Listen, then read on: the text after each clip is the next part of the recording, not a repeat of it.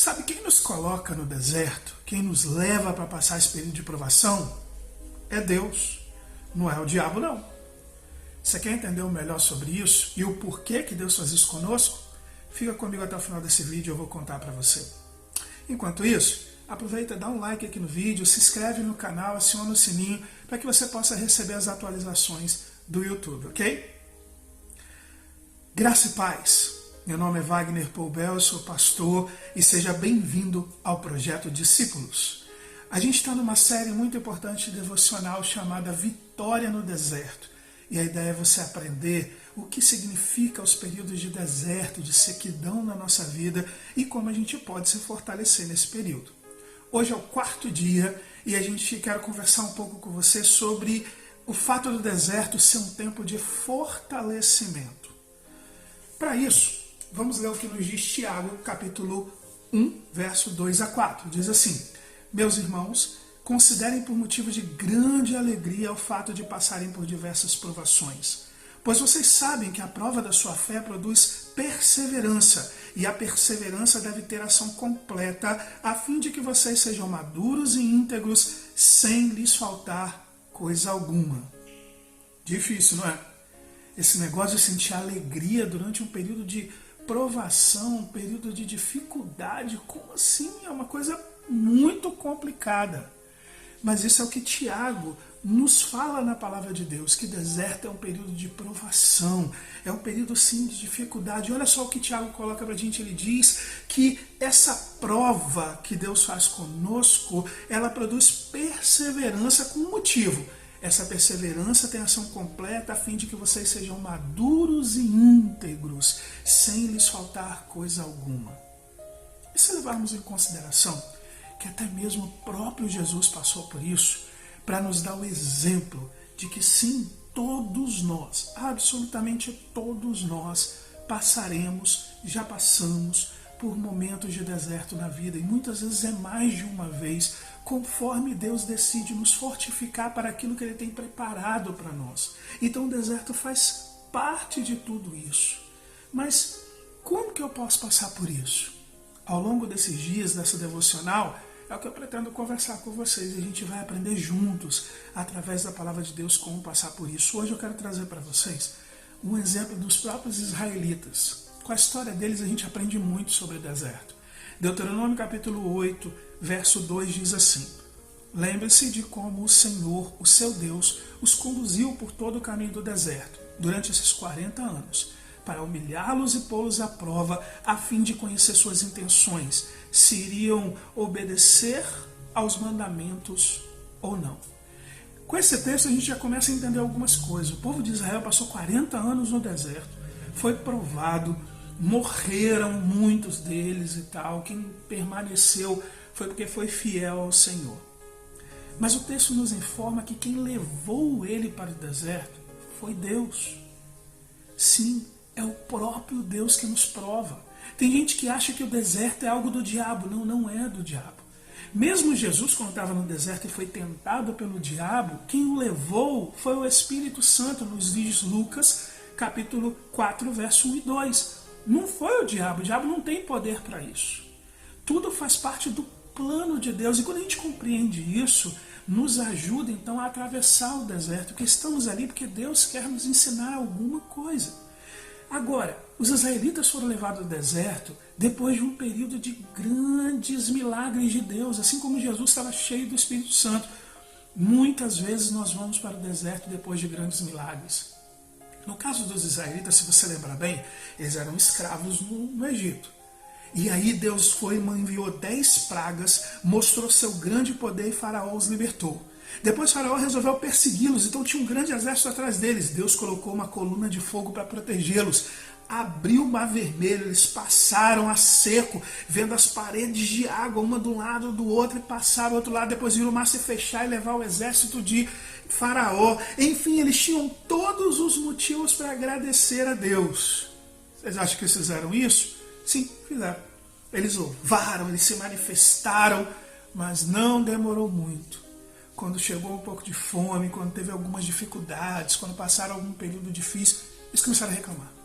e reclamar e sentir até saudade de ser escravo. Você acredita nisso?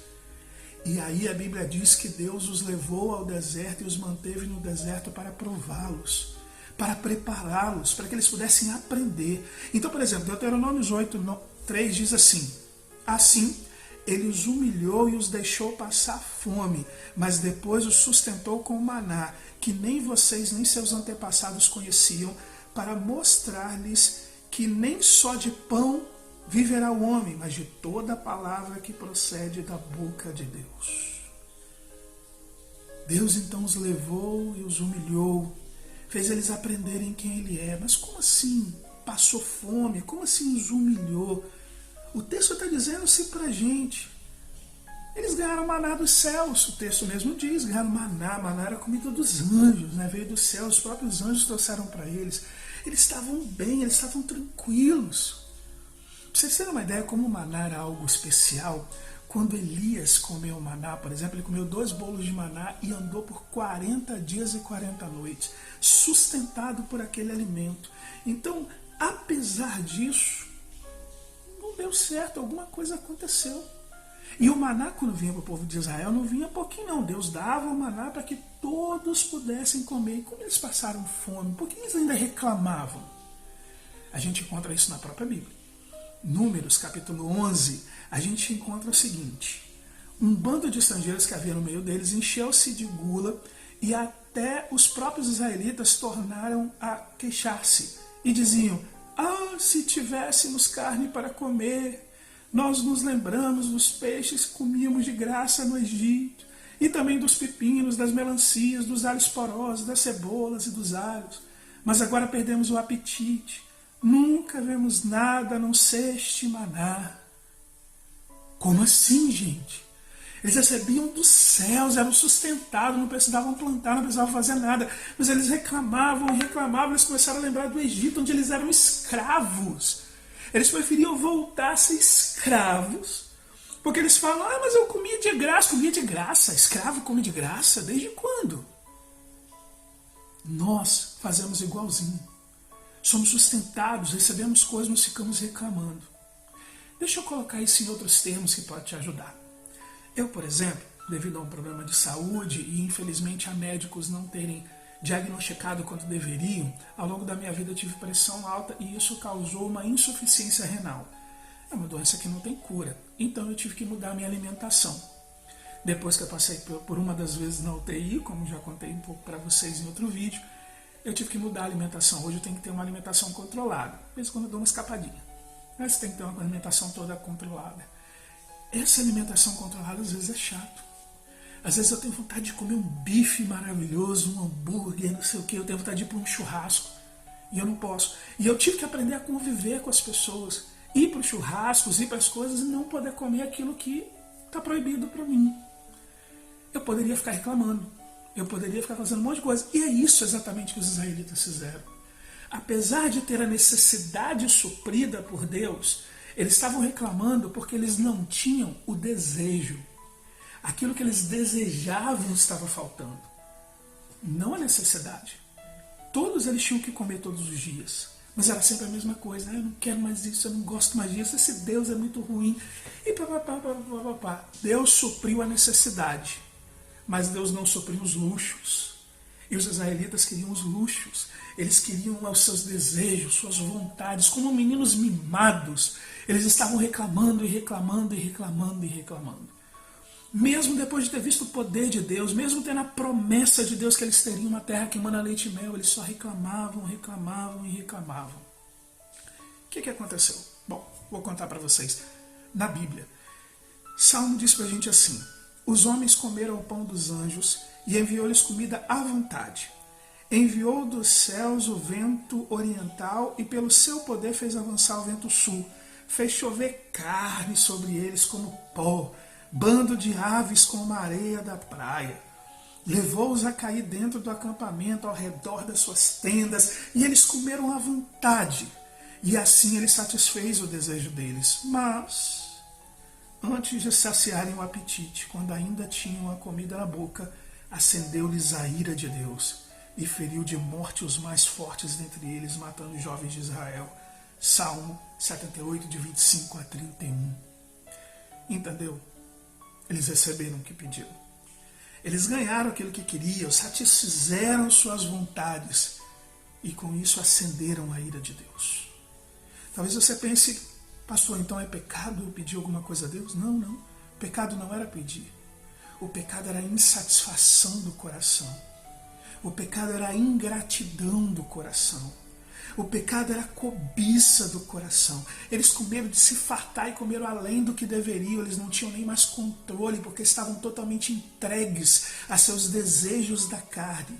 Mas quando Deus mandou eles para o deserto, foi exatamente para que eles aprendessem. Lembra do texto que nós lemos? Eles aprenderem que nem só de pão o homem viveria, mas de toda a palavra que sai da boca de Deus. Mas eles estavam querendo só os desejos da carne, ao invés de ansiar pelo Deus que estava com eles. Então foram reprovados. Sabe qual foi o resultado? Eu conto para você também. Eles não puderam entrar na terra prometida. Somente Josué e Caleb entraram na terra prometida. Todos os outros foram reprovados e morreram. E uma nova geração nasceu, cresceu no deserto para poder finalmente entrar na terra prometida. Reprovados. Mas Deus não nos envia no deserto para ser reprovado. Deus nos envia como Tiago nos diz: meus irmãos, considerem por motivo de grande alegria o fato de passarem por diversas provações. Pois vocês sabem que a prova da sua fé produz perseverança, e a perseverança deve ter ação completa, a fim de que vocês sejam maduros e íntegros, sem lhes faltar coisa alguma. Se você confiar verdadeiramente em Deus, se você se entregar totalmente a Ele, vai viver como Paulo, que diz: tudo posso naquele que me fortalece. Eu posso passar falta, ou eu posso ter abundância. Eu permaneço em Deus, equilibrado, confiando nele. E cada deserto da vida vai servir para te dar perseverança, para te fortalecer. É como ir numa academia. Você vai na academia, você faz esforço, depois de um tempo você precisa de um peso maior, algo mais pesado, porque o seu corpo se fortalece. E aí você se fortalece, você pode receber um peso maior. E aí você se fortalece, você pode receber um peso maior. Na nossa vida você pode viver uma vida abundante, porque a cada deserto você vai crescendo, crescendo e glorificando a Deus e tendo uma vida diferente. Confie em Deus e será vitorioso no deserto, será vitorioso na vida e terá uma vida extraordinária. Que Deus abençoe muito a sua vida. Se Deus quiser, nos vemos no próximo vídeo, ok? Você gostou desse vídeo? Então, não se esqueça de se inscrever. Manda para mim também um comentário, me conta como é que está sendo esses 4 dias aprendendo sobre vitória no deserto. E se tem alguma dúvida, se tem alguma coisa que eu posso te ajudar, tá bom? Escreve aí embaixo e aí eu vou ter muita felicidade de te responder. Deus abençoe sua vida e até amanhã. Tchau, tchau.